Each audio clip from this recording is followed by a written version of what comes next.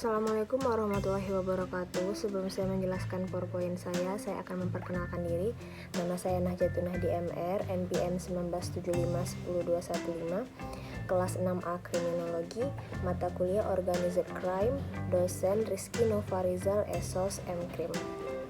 Baiklah, saya di sini akan menjelaskan buku tentang terorisme and organized hate crime. Baiklah, kita bisa lihat di slide pertama ada keamanan dalam negeri dan analisis. Tentara Pembebasan Symbionese atau SLA beroperasi pada tahun 1970-an dan menjadi sasaran bank, memulai penculikan, membom, serta membunuh penegakan hukum personel. Tetapi dipandang sebagai kelompok atau radikal yang menggerutu dengan pemerintah. Sepanjang 1960 hingga 1970, banyak individu atau kelompok yang ditunjukkan dalam berbagai cara melawan Amerika Serikat. Dan poin politiknya dari pandangan. Perang di Vietnam sering dijadikan alasan sentimen anti pemerintah tersebut. Terlepas dari ukuran kelompoknya, teroris dan terorisme memiliki efek dramatis pada dunia, dimanapun aktivitas berlangsung. Korban atau anggota keluarga mereka tidak peduli dengan ukuran kelompok atau jika aktivitas kelompok berumur pendek. Namun mereka pasti menginginkannya. Beberapa tingkat peringatan bahwa serangan akan segera terjadi.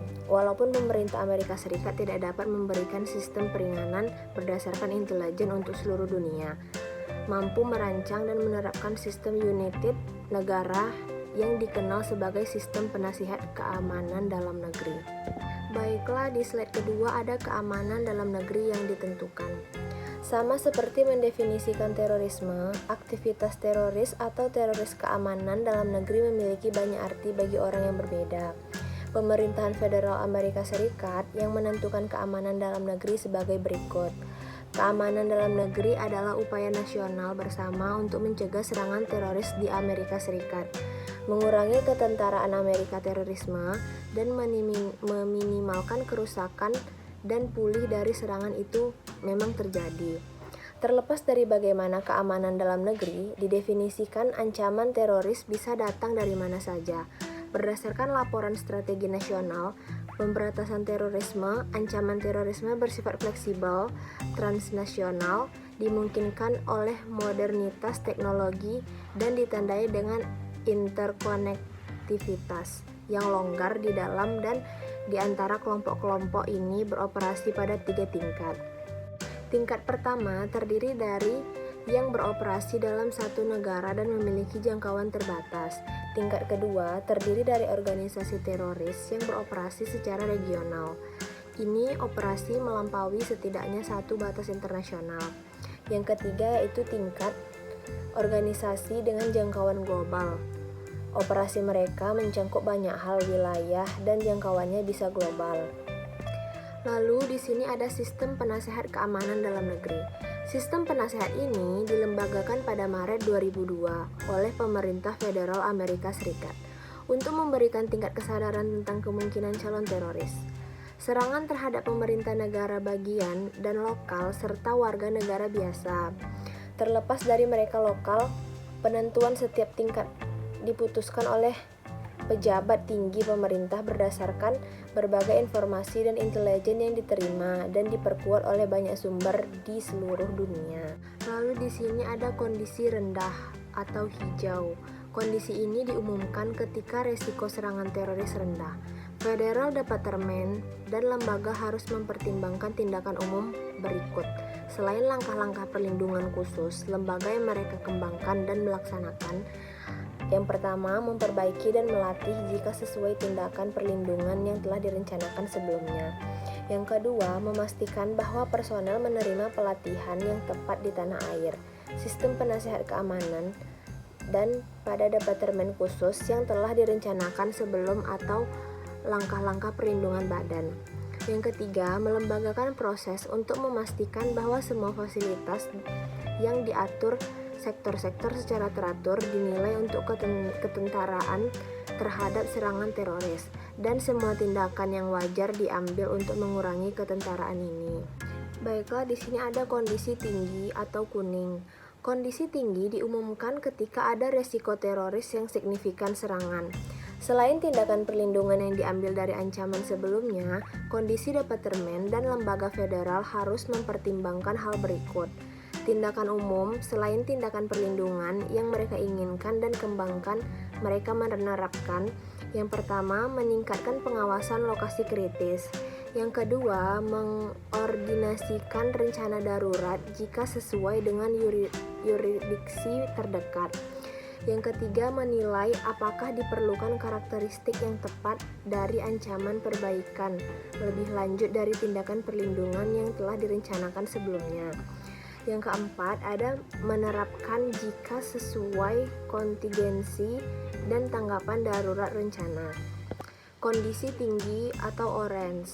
Kondisi tinggi dinyatakan ketika ada risiko tinggi serangan teroris. Departemen dan badan federal harus mempertimbangkan jenderal. Berikut tindakan selain tindakan perlindungan khusus badan yang mereka lakukan akan mengembangkan dan menerapkan. Yang pertama, mengkoordinasikan upaya keamanan yang diperlukan dengan federal. Yang kedua, mengambil tindakan pencegahan tambahan di acara publik dan mungkin mempertimbangkan tempat alternatif atau bahkan pembatalan. Yang ketiga, bersiap untuk melaksanakan prosedur kontingensi. Yang keempat, membatasi akses ke fasilitas yang terancam hanya untuk personel penting. Baiklah, di sini ada kondisi parah atau merah. Kondisi yang parah mencerminkan resiko serangan teroris yang parah. Selain pelindungan tindakan dalam kondisi ancaman sebelumnya, departemen dan lembaga federal juga mempertimbangkan tindakan umum sebagai berikut. Yang pertama, meningkatkan atau mengarahkan personel untuk menangani keadaan darurat kritis kebutuhan. Yang kedua, menugaskan personel, tanggapan darurat dan perposisi dan memobilisasi tim atau sumber daya yang terlatih khusus. Yang ketiga, membantu mengarahkan atau membatasi sistem transportasi. Lalu di sini ada hawala. Kata hawala berarti transfer dalam bahasa Arab dan di beberapa kalangan hawala disebut sebagai hundi. Dalam beberapa konteks, kata hawala digunakan sinonim dengan kepercayaan. Hawala adalah alternatif atau paralel kuno sistem pengiriman uang yang berasal dari Asia Selatan dan diproses dengan bantuan dari hawaladar atau agen. Adapun aspek umum hawalawa, yaitu yang pertama, dalam banyak kasus transaksi hawala melintasi jalur internasional seperti dengan mengirimkan uang pekerja ke negara asalnya. Yang kedua, hawala biasanya melibatkan lebih dari satu mata uang, meskipun ini tidak mutlak diperlukan. Yang ketiga, hawala transaksi biasanya melibatkan prinsip dan perantara untuk mengakomodasi permintaan kepala sekolah. Perantaranya biasanya mengambil posisi keuangan. Di sini ada berurusan dengan terorisme. Masalah satu frustasi terbesar dalam menangani teroris adalah banyaknya variasi bentuk-bentuk yang dapat diambil oleh tindakan. Keamanan dalam negeri dan terorisme telah menerima banyak perhatian publik. Perhatian selama beberapa tahun terakhir. Sebagian besar badan penegak hukum berdasarkan ini memperhatikan dipaksakan dengan banyak metode dan praktik untuk menangani dengan masalah keamanan dalam negeri dan terorisme. Baiklah, yang terakhir ada koordinasi pelatihan dan kesadaran. Koordinasi kegiatan penegakan hukum di antara berbagai instansi adalah sesuatu yang dilakukan setiap hari. Agen sering bekerja di bawah kerja kooperatif kesepakatan atau nota kesepahaman MOU dan regional bersama gugusan tugas. Saat beroperasi di bawah MOU, agensi dengan jelas menguraikan pedoman yang harus diikuti dan siapa yang akan bertanggung jawab. Minimnya kesadaran tentang keamanan dalam negeri, terorisme dalam kelompok kebencian terorganisir di banyak bidang lazim di seluruh penegakan hukum. Baiklah, sekian dari saya. Apabila ada kesalahan mohon dimaafkan. Assalamualaikum warahmatullahi wabarakatuh.